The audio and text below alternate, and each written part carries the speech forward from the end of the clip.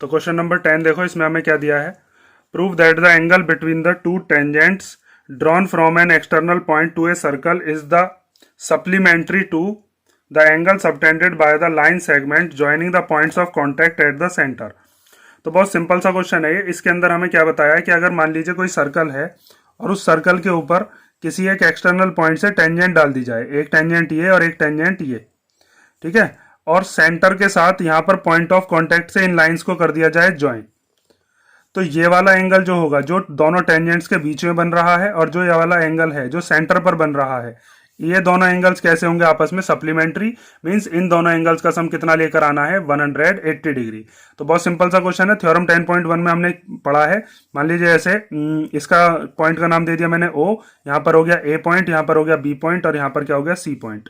तो ये वाला एंगल और ये वाला एंगल तो 90 डिग्री के हो जाएंगे। क्यों हो जाएंगे 90 डिग्री के? क्योंकि इसके लिए आप थ्योरम 10.1 पढ़ चुके हो, जिसके अंदर हमने ये चीज करी थी कि tangent is perpendicular to the radius through point of contact. यहाँ पर पॉइंट ऑफ कॉन्टैक्ट है, ये टेंजेंट है, तो यहाँ पर ये 90 डिग्री के एंगल्स हो जाएंगे। उसके बाद ये ए सी बी ओ, ये पूरा का पूरा क्या है? क्वाड्रिलेटरल। इसके अंदर दो एंगल्स तो हो गए हमारे 90-90 के, तो 90-90 कितना हो गया? 180। तो ये दोनों कितने के बचेंगे? ये 180 के बचेंगे। बस इसको लिखने का तरीका आना चाहिए, वरना इसमें फ्री के नंबर मिलेंगे आपको। तो देखो इसको हम कैसे लिखेंगे, पहले गिवन, फिर टू प्रूव, और फिर इसका सॉल्यूशन देखते हैं।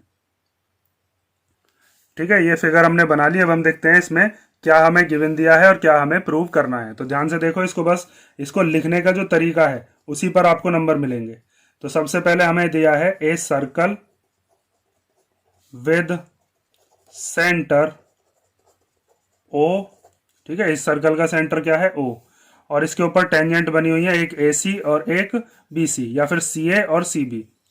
और हमें दिया है टेंजेंट्स जिसका नाम है C A and C B from an external point.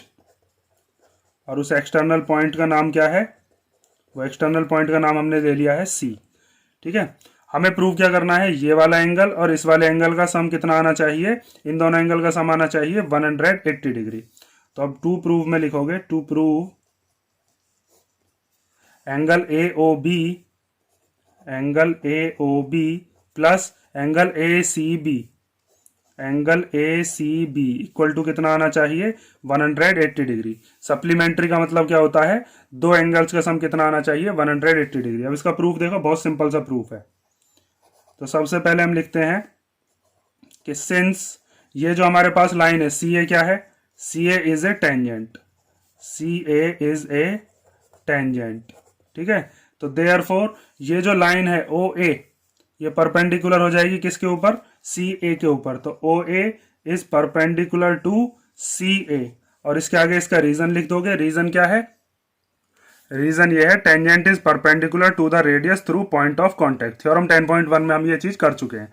तो इसका मतलब एंगल सी ए ओ, ये वाला एंगल कितने डिग्री का हो जाएगा? 90 डिग्री का। तो यहां पर हम लिखते हैं angle C A O equal to कितना हो गया? 90 डिग्री। उसके बाद यही चीज हमें नीचे की तरफ करनी है। यहां पर ये वाला एंगल भी कितने डिग्री का होगा? 90 डिग्री का। तो अब आगे देखो, अब यहां पर हम लिखते हैं since C B is a tangent, C B is a tangent. तो जब सी बी टेंजेंट है तो इसका मतलब ओ बी परपेंडिकुलर होगा सी बी पर। तो O B is perpendicular to C B. और इसके आगे यही वाली चीज हम लिख देते हैं। ठीक है, यही वाली थ्योरम हमने लिख दी। तो उसके बाद सी बी ओ, तो यहां पर हम लिख सकते हैं angle C B O equal to कितने डिग्री का होगा? 90 डिग्री का। तो एक एंगल यहां से हमारे पास 90 डिग्री का आ चुका है, एक यहां से ये वाला 90 डिग्री का आ चुका है। अब आपको क्या करना है? यहां पर ये जो दिख रहा है हमें, ये क्या है? क्वाड्रिलेटरल। तो नाउ इन क्वाड्रिलेटरल, जिसका नाम क्या है? ए सी बी ओ, ये क्वाड्रिलेटरल है। यहां पर क्या है? ये क्वाड्रिलेटरल। ठीक है, ए सी बी ओ। तो इसके चारों एंगल्स का सम कितना होगा? 360 डिग्री। तो चारों एंगल्स कौन कौन से हैं? एक तो ये वाला है, तो सबसे पहले तो इसका नाम लिखते हैं सी ए ओ। तो angle C A O plus इस वाले एंगल का नाम क्या है? A O B. तो angle A O B plus इस वाले एंगल का नाम क्या है? C B O. तो यहां से आ गया एंगल सी बी ओ। और फिर लास्ट में ये वाला एंगल, इसका नाम क्या है? A C B.